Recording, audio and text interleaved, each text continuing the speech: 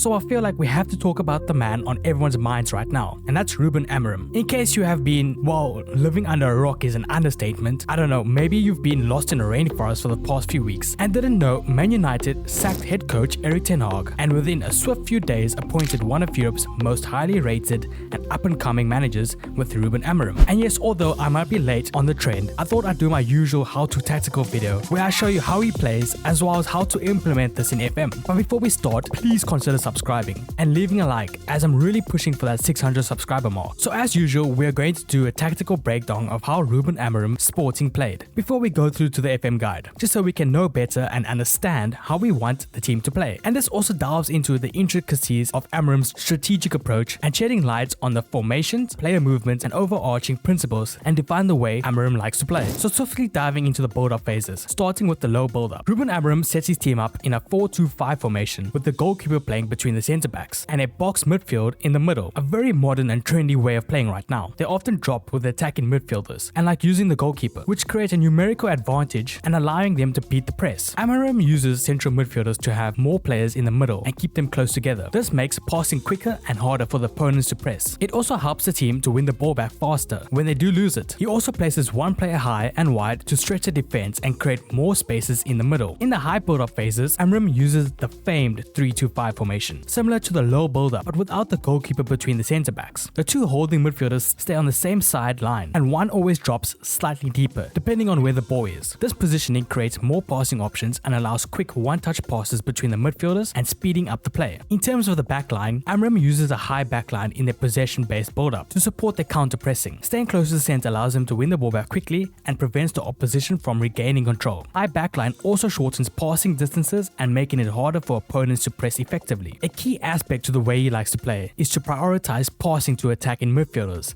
and in the pockets of space between the opposition defenders. With more players in midfield, at least one attacker is usually open, and then passes from the back or wing backs break defensive lines, allowing midfielders to turn and drive at the defense. Amorim sets his team up to often create a 5v4 advantage against teams with a back four. They use this to their benefit, especially when it switches play to the weak side. This can leave the opposition fullbacks in a 2v1 against a Sporting winger or attacking midfielder. By combining winger drops and attacking midfielder runs, Sporting tend to force defenders into the tough decisions. If the fullback steps out to mark the winger, space opens up behind for a through ball to the midfielder, and if the fullback stays back, the winger gets the ball and can attack the defense. This dynamic movement constantly creates goal-scoring opportunities, as we know. And then there's the exciting part, the final third. Amorim's teams like to attack the space between the opposition centre-backs and fullbacks, often using underlapping runs from wingers and attacking midfielders. This creates space for quick passes, crosses or shots. The team also overloads the box with 4 or 5 players to force defensive mistakes and frequently scoring from crosses to wingbacks at the back post. They also tend to position players outside the box for second balls, allowing midfielders to shoot or combine with attackers to create goal scoring or chances. And lastly is the way they play defensively. In a low press, Sporting uses a compact 5-2-3 formation to close the centre and force opponents wide. They keep a high backline to minimize space between lines, making it harder for opponents to progress. The team pushes forward on slow and backward passes, squeezing the pitch and keeping the opposition far from goal. In a high pressing situations, Sporting's shape is still 5-2-3,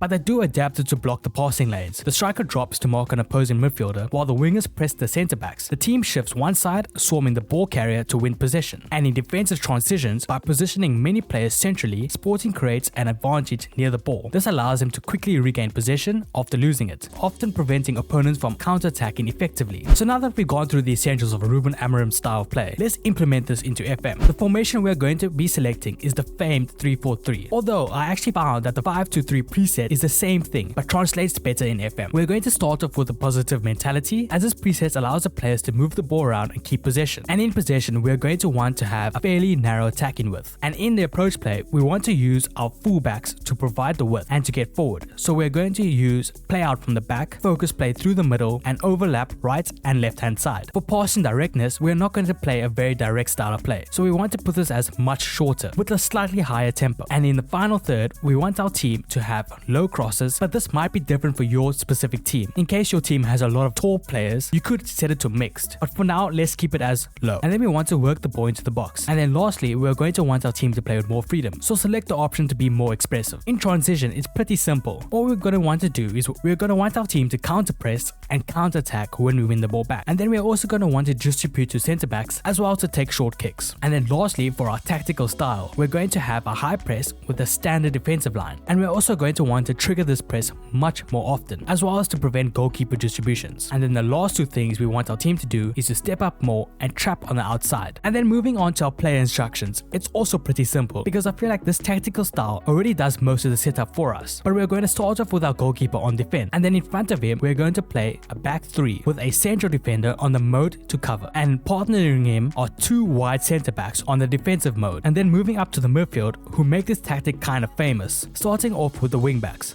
On the right hand side, we're going to want a complete wingback on support with no added instructions. And then on the left hand side, we're going to want a normal wingback on support mode with the instructions to stay wider. And then in the midfield pivot is going to be a DM on support with the instructions to get further forward, and his partner in midfield is going to be a good old register on support as well. And then finally, our attacking force. We're going to start off with an attacking midfielder on the attack mode with the instructions to dribble more and stay wider. And his partner is going to be an advanced playmaker with the instructions to move into channels. And then rounding off our attacking force is a complete forward on attack. This player is going to hold up the ball, dribble more, take more risks, and move into channels. And this is a position, if you have been watching Sporting or kept up with them this season, you know the center forward bangs in goals. And that pretty much does it, managers. Let me know if you think Ruben Amorim will be a success at Man United, or if not, let me know why. And don't forget to subscribe, and I'll see you in the next one.